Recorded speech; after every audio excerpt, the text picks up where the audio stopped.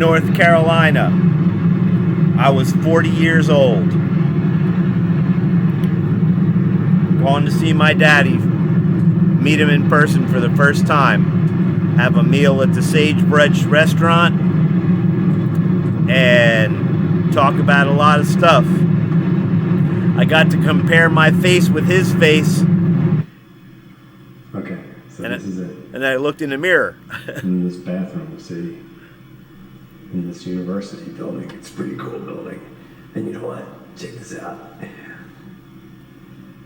You know this thing? Okay. Scott, what do you say when you explain about managing the bank's cash position? What's the number one, first, most important thing you say?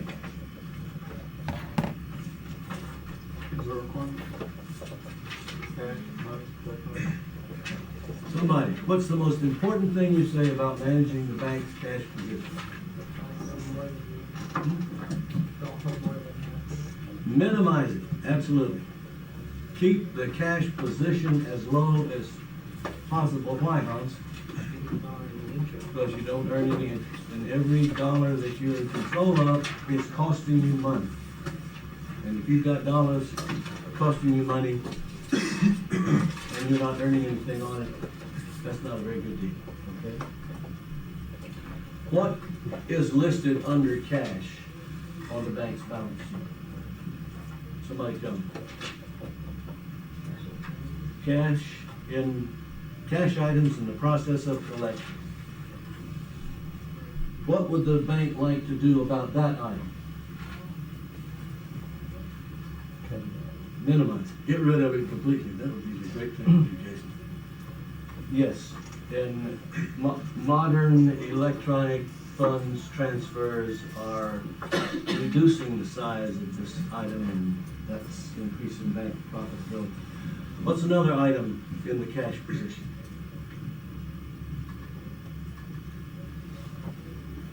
Somebody mentioned it a while ago.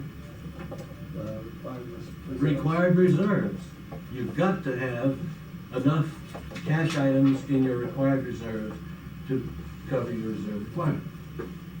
But there's another major bucket of cash items. What is it? Interbank deposits. Right. If you got those three, those are the three big ones. The interbank deposits aren't really non-revenue producing because you receive services for the interbank deposits. So you don't want to reduce those to zero. Cash items in the process of collection, you'd like to reduce those to zero, but you can't get these funds in with the speed of light, so you can't reduce it to zero. And then the reserves are the other area, and you know how banks go to great lengths to try to keep their reserves as low as legally permissible. Okay? Everybody got that one right? As I told you, I didn't want you to talk about the reserve position if you got that right. Yeah, what if we didn't say stuff like minimizing the cash position? That would be a serious error. I mean, You won't ever do that again, will you? not again, but I feel like I gave you an A answer on that. I mean, But I you feel like, didn't say the purpose was to try to keep it as small as possible. no, How much did I tell you? not much at all. I feel like, I wrote down everything about this I could come up with, and it was a ton of stuff. Oh, well, you probably got a 9+ then. But Can I I left tell, that out. when I read your answer, can I tell that you know that they're trying to hold us down low? But I did that on my test too. I wrote everything I knew, and I knew so much, and it was still 7s and 6s and 8s. And it wasn't an A still, and I knew so much about it. Okay, well, you gotta get ready, right? To memorize it, right? Yeah. Yeah, you said last class to bring up during class this time about how since most people were thinking that no, we took the whole class last class to go over that whole test. And you get all these answers, and everybody's writing down as much as everything you're saying. And then after class, you told me that you write down everything you said. That's only a 5. I mean, you said to bring that up, because I think no one thinks that they wrote down everything. At the last you said, class, I that's went enough. over all these questions and I said, here are the highlights. And I give you highlights, but I don't give you a thorough answer. And if I did, we would have been here until 7 o'clock. What I'm saying is, you can't take notes on the highlights and expect it to be a thorough essay explanation of the topic. That was what I was telling Bill. And he said, well, everybody seems to think that if they write down everything you say about it, that they should have an A answer. And I said, well, bring Well, that at up least to a class. B or something, not an F. And that's not even an F, that's an FF, you know? This is I just an it's awful- kind of crazy though that you took the whole class period to give us F answers, you know? Well, I wanted to try to give you some highlights that I wanted everybody not to be confused. Like at the beginning of this class, I said, don't confuse cash items with meeting the reserve requirement. I didn't give you thorough answers, but I said, be careful not to confuse these two. And you're supposed to build the rest of the answer out of your knowledge of what's in it. Still not happy? Whatever, I mean, it doesn't matter. It just doesn't make any sense to it. You see, it isn't like you just said one sentence like you did right there. When we go from a class, when we talk like 5 minutes or so about each one, and then, you know, then that's why I came to you and said I had everything but one thing you said. And you're like, well, you know, that was an F answer, so if you had one thing less, you know, that's a real bad. Steve, I'm a really tough professor. I'm unfair, but I'm getting that flavor. it'd be hard to miss, wouldn't it? And it's impossible to be a disinterested observer at this point. This is really juicy. Well, what shall we talk about now? Let's talk about another question. We have A answers? Explain as much as you can about managing the bank's loan portfolio. If I gave you an A answer, you wouldn't be able to write it down, Terry. We know, that's the problem. It's in the book. 30 minutes to answer 6 questions, that's a lot of. Yeah, that's true. We took 5 minutes for every class, so that's how long we're supposed to be able to have to write them down. So you can't expect us to do better than that. Okay, let's do better. Let's do better on this. Bill, since you're so bright today, explain as much as you can about managing the bank's loan portfolio. Oh, come on. Give me 5 minutes, give me 5 points for it. Managing the bank's loan portfolio. What's the first thing you say when you're talking about managing the bank's portfolio? What? No, that's portfolio management in general. This is the bank's loan portfolio. No, that's not, you do that for portfolio in general. Bank's loan portfolio is a special question. Loan portfolio. Jan, what did you say? Okay. Make good loans to begin with. That's the first thing you do. And you do that with adequate credit analysis. But you don't just hold the loans that you make, do you?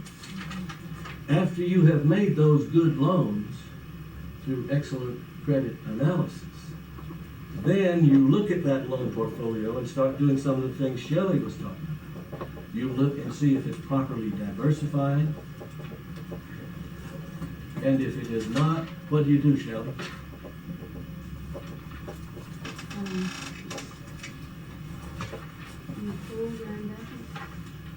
Okay, one thing, if you got too much of a big loan, you pool it with some other bank. That's one thing you can do. Pooling will give you broader diversity.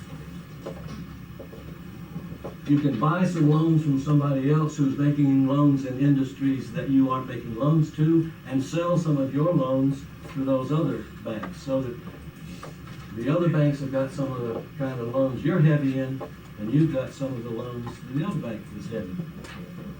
So there are 2 points to this answer.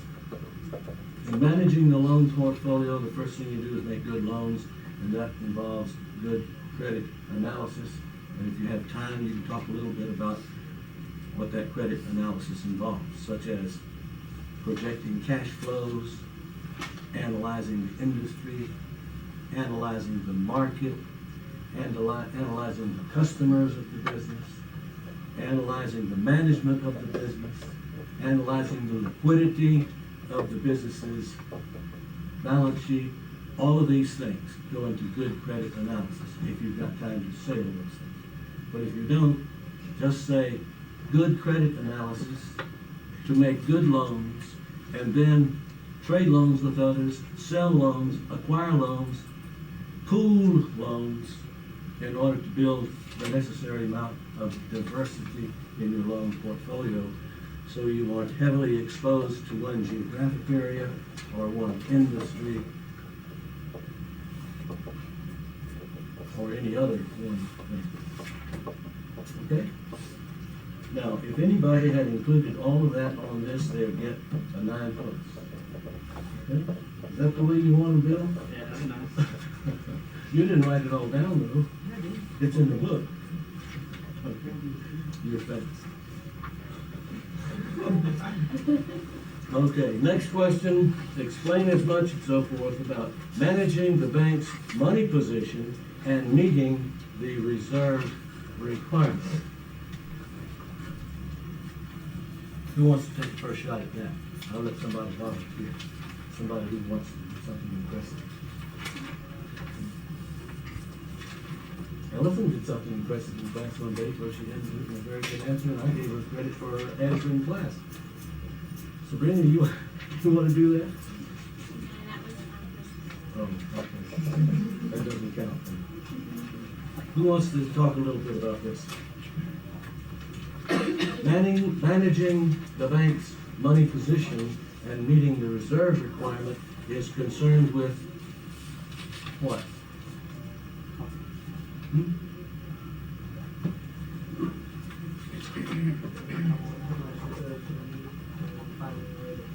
Exactly. Determining your reserve requirement and then how to cover that reserve requirement. And determining the reserve requirement, the amount of reserves you must hold depends on what?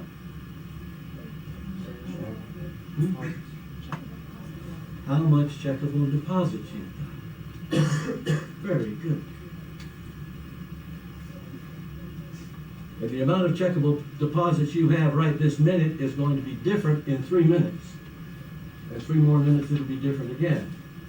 So you've got to determine how much reserves you need to hold.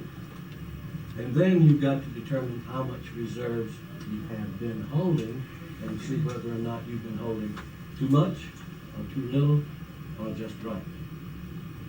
Talk to me about 2-week periods.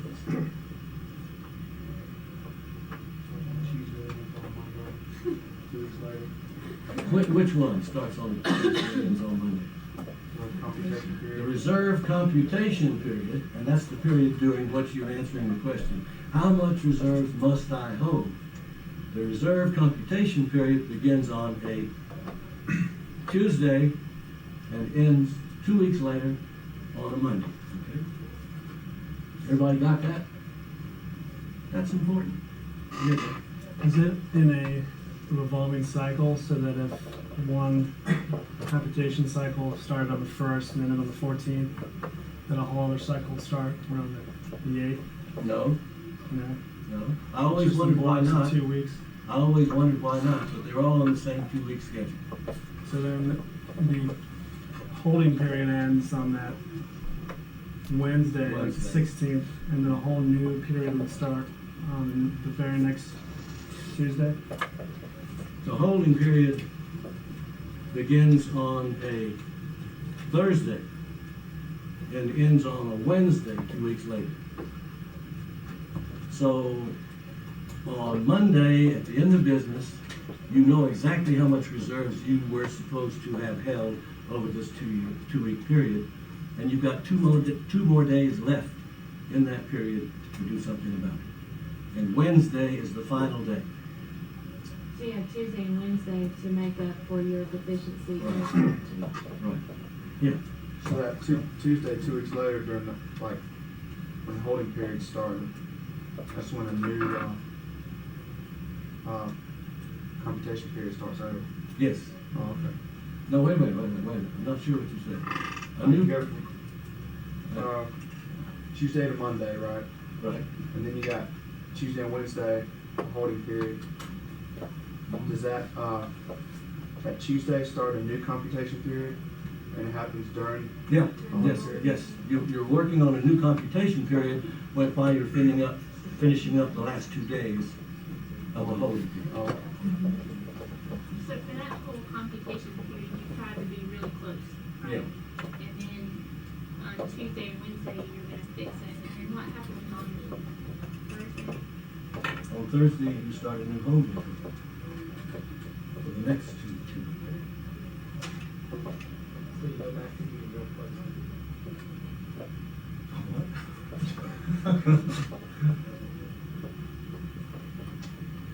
So that draws some Yes. lines on the board. This is Tuesday. Wednesday, Thursday, Friday, Saturday, Sunday, Monday, Tuesday, Wednesday, Thursday, Friday, Saturday, Sunday, Monday. Monday.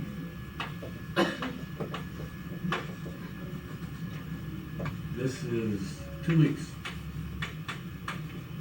Okay, that's your computation period.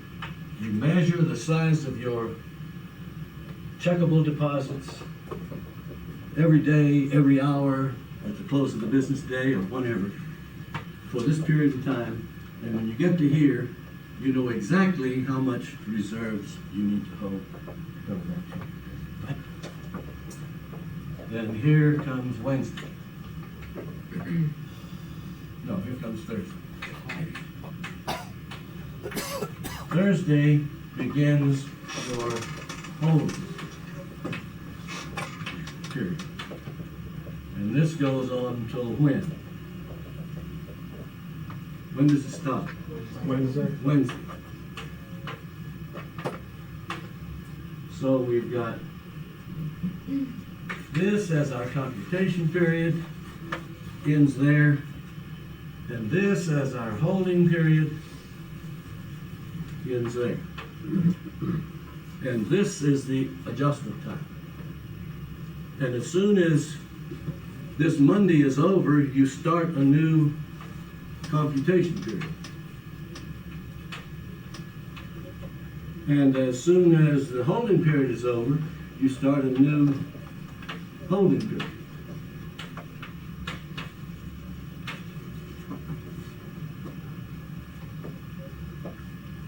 Is all that clear?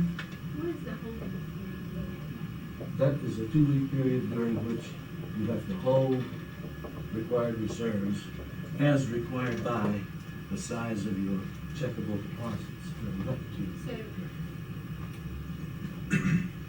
So you're just, during that holding period, you're predicting what's happening that day and like going back to the being close. You're trying to, yeah. If you see that some of your deposits are draining off, you know that you're not going to have to hold as much reserves. But if your deposits are draining off, guess what's happened to your reserves? They're draining off too. And the chances are they're draining off faster than your deposits are, and you probably need to make up some of that drain somewhere. You try to, on a daily basis, stay as close as you can to what's going to be required. So that isn't like a holding period where you can't change the amount in your reserves or anything like that. No, your reserves are changing all the time, willy-nilly. I mean, every time somebody writes a check on a bank account, that money comes out of that bank's reserves. And if a lot of people are writing checks on your account, then those reserves will drain off, and you've got to go in the Fed funds market and borrow some more and put them in there. But if you get down to this point, you know exactly you needed to have $877 million in reserves on average over this period, and you don't have that much, then you've got 2 days in which to go into the money markets and buy funds and put them in your reserves to build them up to where they belong.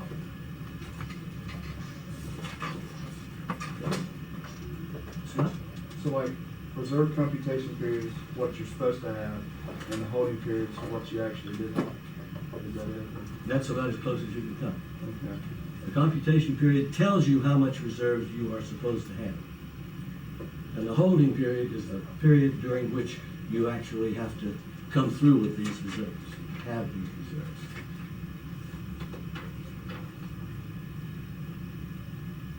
Now that we've done all this, we go back and take the quiz on them.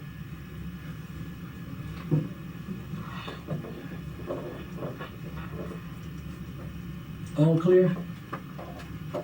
Any questions?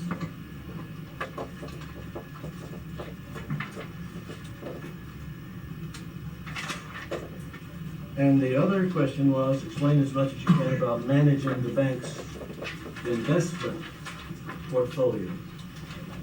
When you talk about managing the bank's investment portfolio, what do you say? Brian, what would you say? That they have to have government securities as collateral for repos and discount borrowing, federal requirements for treasury tax and loan discount.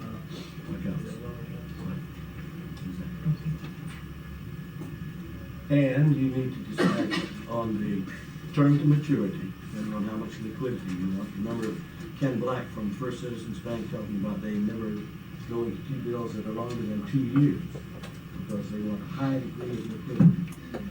So you need to decide whether you want short-term securities or long-term securities. You need to decide whether or not you want to go into municipal bonds, which are tax exempt and give you some tax advantages.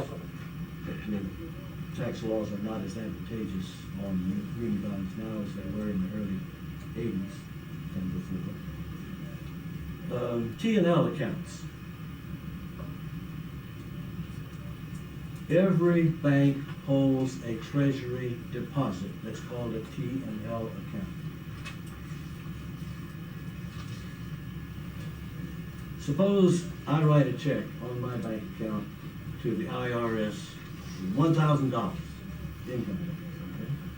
I send it to Memphis, Tennessee, that's where it happens to go. Although collections are being done in Charlotte, North Carolina now. for this year. So that's my $1,000 check. I send it to the IRS. What happens to it? What happens to it next? What does the IRS do with that check, piece of paper? Deposit it, of course. Anytime anybody gets a check, it is always deposited. Where do they deposit it? That's the question.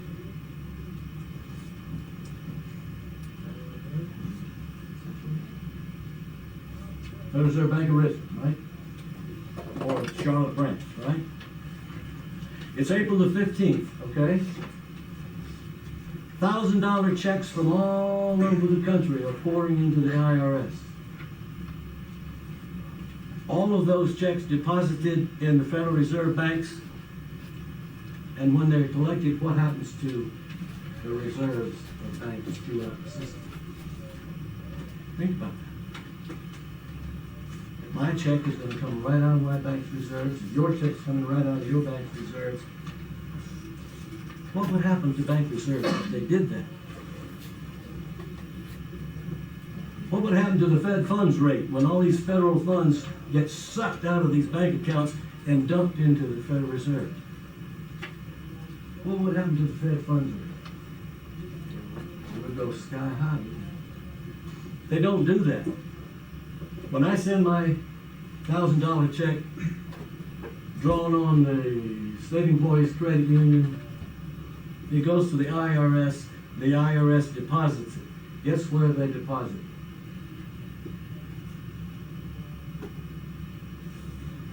They deposit it in the Treasury's account. Guess where? At the credit union or at the bank on which the check was drawn. Think of what a hell of a thing it would be if they didn't do that. So if you write $1 million check on your NCNB account, or Nations Bank account, it's called now, that goes to the IRS and comes right back and goes for deposit to the U.S. Treasury in Nations Bank. And so, what happens to the nation's bank's reserves in the Richmond Fed? Nothing. The reserves are still there. Guess when the money will come out of the nation's bank account and go into the Treasury's account at the Richmond Fed? Guess when? It's going to be done by wire transfer, so you don't have to worry about how long it takes. The funds are drawn out of the T&L account on the very day that the Treasury disperses those funds back into the economy to pay a contractor, or to buy something, or to build a bridge, or for whatever.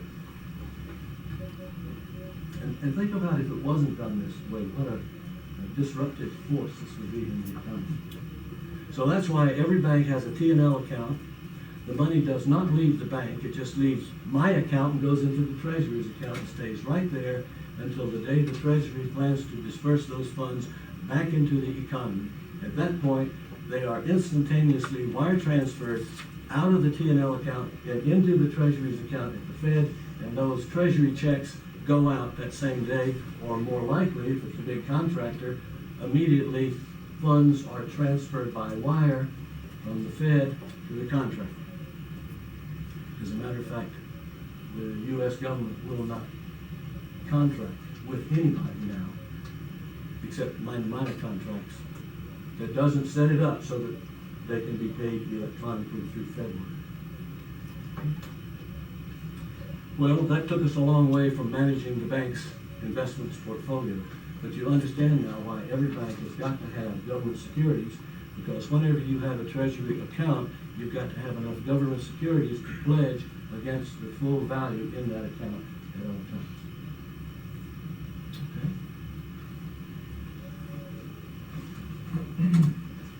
Anybody have a question about anything? Let me give you back your last quiz.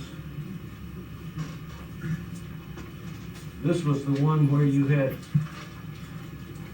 4 questions and you were going to answer all of them.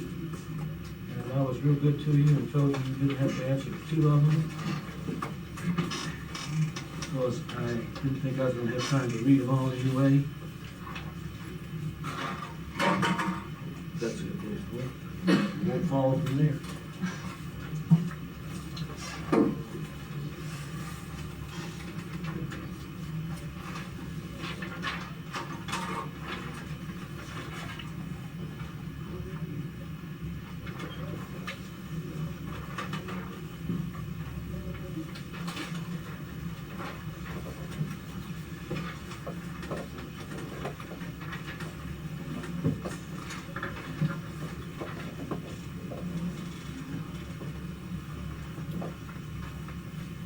Flows.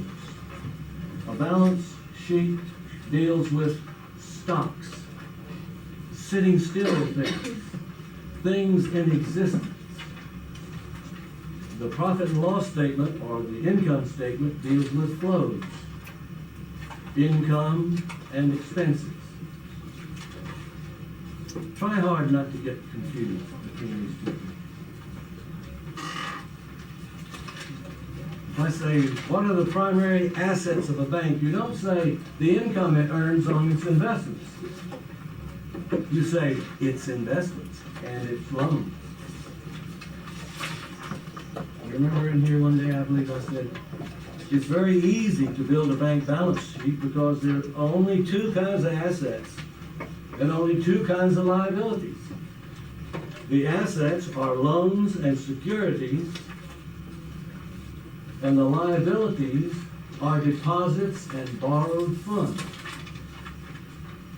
And if you just remember that, you can go ahead and break down these deposits into a lot of different kinds of deposits. And you can break down these borrowed funds into various kinds, ranging from Fed funds to large negotiable CDs or whatever. And you can break down the loan portfolio into consumer and commercial and mortgage and in finer categories than that. But before you do any breaking down at all, just say the assets and liability of the typical bank are very simple. On the asset side, you've got loans and securities. On the liability side, you've got deposits and borrowed funds. And hang on to that. And then when you say, what are the income and expenses of the typical bank? You say, well, look at the assets and liabilities, and that'll give you a clue. If the assets of the bank are loans and securities, the income of the bank comes from loans and securities, right? And if the liabilities of the bank are deposits and borrowed funds, then the major costs of the bank are going to be the interest they pay on deposits and the interest they pay on borrowed funds. There are a lot of other little cost items and there are a lot of other little revenue items, but if you keep the eye on the big ball, you won't get confused. I thought you said that services were a big part of income for the banks. Well, what I said was this. Fee income has increased significantly over the past few years as the spreads have been squeezed by competition, and that is true. And banks have been rushing and scrambling to try to build up their fee incomes. But when you look at the overall balance sheet and the overall revenues, you see interest on loans here and you see fees growing. They're growing, but they're still small in total fees. All banks are trying to increase their fee incomes for several reasons. One reason is you don't have to hold any reserves behind these services that you're providing for fees. And holding reserves is expensive, as you know.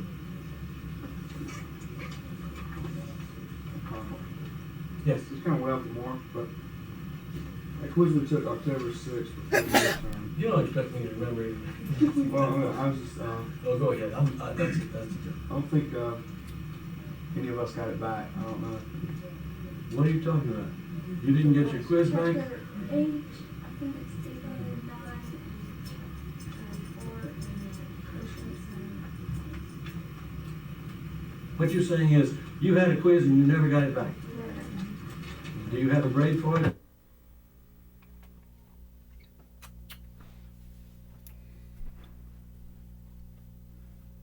So that was 1997 when I was 40 years old. That man was born in 1924. 24, 34, 44, 54, 64, 74, 84, 94, 50, 60, 70, 94, 5, 6, 7. He was 73 years old. He was 73 when I made that recording. Elbert Victor Bowden.